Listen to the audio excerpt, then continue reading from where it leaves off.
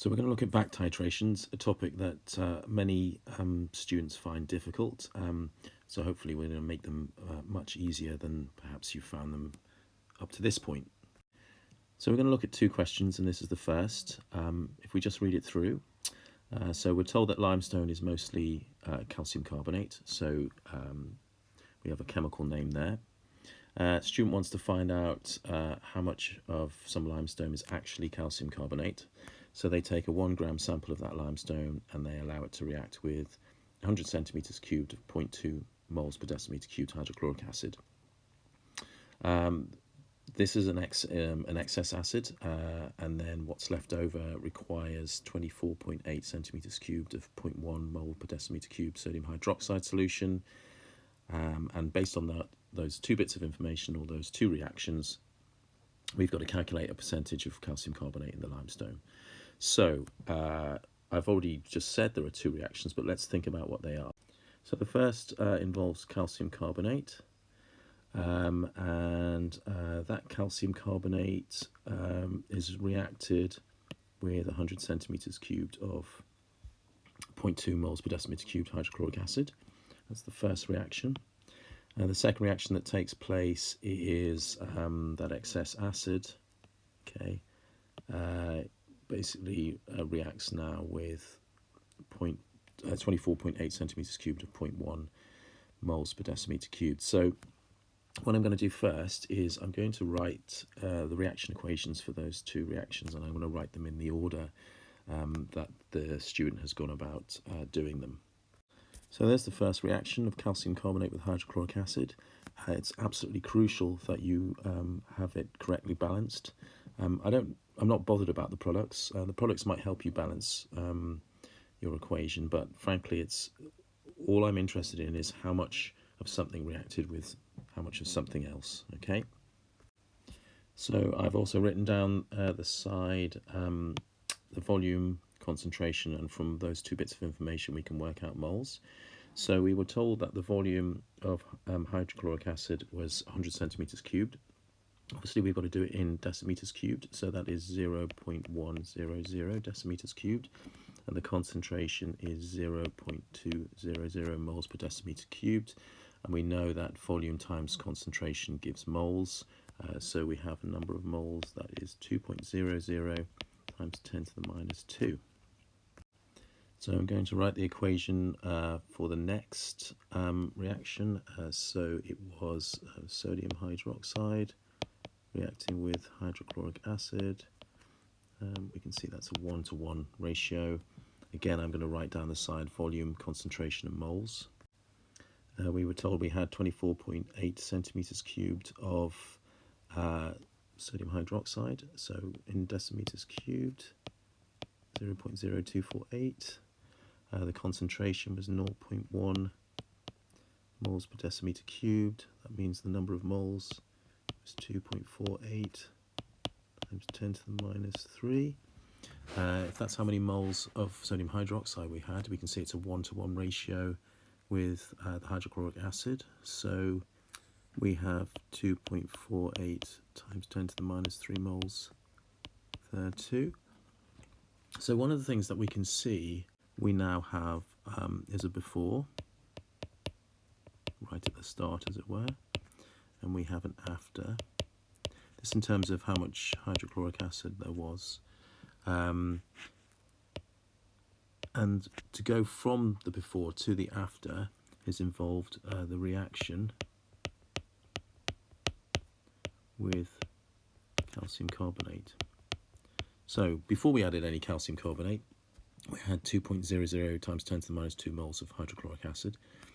After we had added the calcium carbonate, we were left with 2.48 times 10 to the minus 3 moles of hydrochloric acid.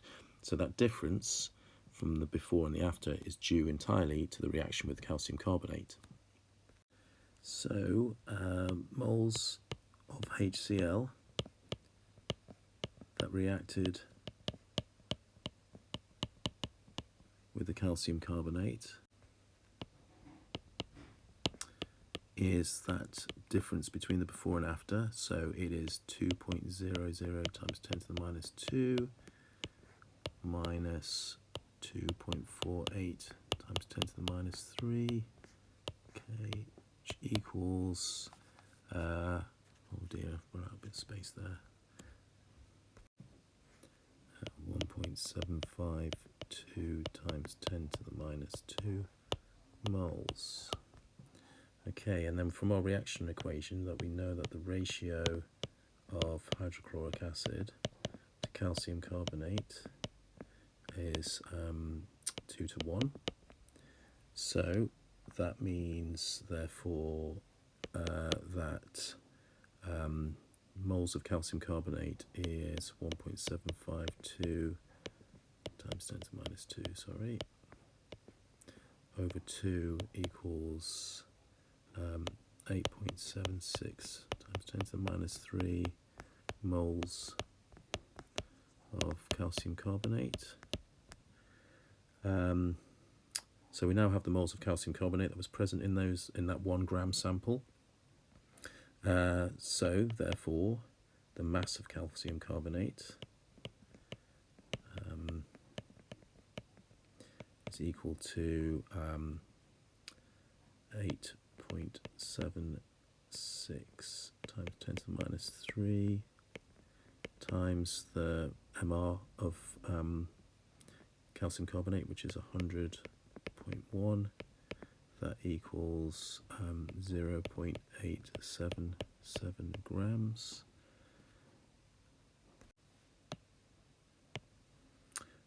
So therefore, the percentage mass of calcium carbonate in the sample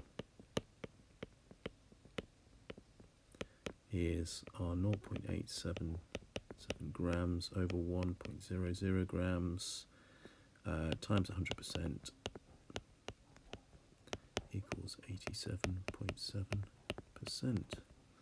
So every back titration that you see will involve 2 reactions. Think about what those 2 reactions are. Think about what you're measuring in each, or what you've got, what you're able to measure. So we were able to understand how much hydrochloric acid was in the first reaction, how much hydrochloric acid must have been present in the second reaction. The difference between those 2 values for the hydrochloric acid was simply because of the reaction with calcium carbonate. So that change in moles of hydrochloric acid is due to the calcium carbonate. So how many moles did it change by? And then what's the reaction ratio of hydrochloric acid and calcium carbonate? And then from there we can work out the moles of calcium carbonate. And once we've got that, once we've got moles of something we know the formula of, then we're able to do mass and so on. Okay, so let's look at a second example question. So we're considering something that contains ammonium chloride, and that is warmed with 100 centimeters cubed of 1.00 moles per decimeter cubed sodium hydroxide solution. So that's a initial reaction. The sodium hydroxide that we've reacted with that ammonium chloride was in excess. So that excess sodium hydroxide, or what's left of that sodium hydroxide, reacts with 50 centimeters cubed of 0.250 moles per decimeter cubed hydrochloric acid. And then we're asked to work out what the mass of ammonium chloride the sample contained. So let's write the equation for the first reaction. So it's ammonium and NaOH. So we've essentially got an acid and a base. So we've got NH4+, that's the ammonium, reacting with sodium hydroxide. It doesn't matter what the products are. Again, I'm just going to write on the sides the volume, the concentration, and the moles, because that's information that we've got. So we have 100 centimeters cubed, which is 0.100 decimeters cubed. Our concentration is 1 mole per decimeter cubed. So our number of moles is 0.100. That was a very straightforward calculation. The second equation that we've got is between hydrochloric acid and sodium hydroxide. So that's what was left of the sodium hydroxide after the first reaction. Again, don't need to worry about the products. Going to write volume, concentration, and moles, because those are the things that we have information on. We're told it about the hydrochloric acid, so we're told we have 50 centimeters cubed, so that's 0.050 decimeters cubed. Have a concentration of 0.250 moles per decimeter cubed, so that means the number of moles is 1.25 times 10 to the minus 2. It's a 1-to-1 ratio with sodium hydroxide, so that means we must have reacted the same number of moles of sodium hydroxide. Okay, so just like before, we have a before we added the ammonium chloride, we have an after, and the difference to get from the before to the after was the reaction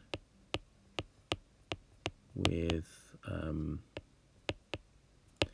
well, ammonium chloride. Okay, so the number of moles of NaOH that reacted with our ammonium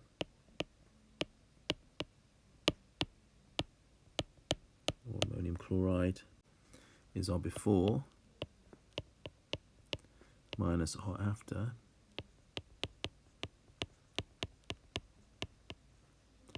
which equals 0.0875 moles. Okay. And it's a 1-to-1 ratio. We don't have to worry about, the ratio between ammonium chloride and sodium hydroxide. So 0.875 moles of sodium hydroxide must have reacted with 0.875 moles of ammonium chloride. So, well, let's just make that clear. Moles of ammonium chloride equals the same, right? And now we have moles and we have a formula. We can do mass. So therefore, the mass of ammonium chloride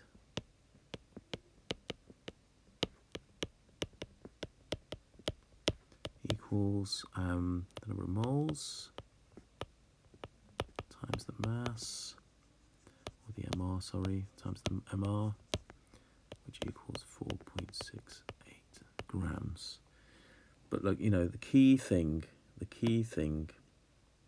to approaching these questions is clearly to think of the fact that we have a before reaction, we have an after reaction, and that the difference between the before and the after is simply due to the thing that we are almost always, or the thing that we are actually looking to find out more information about, which in this case was the ammonium chloride.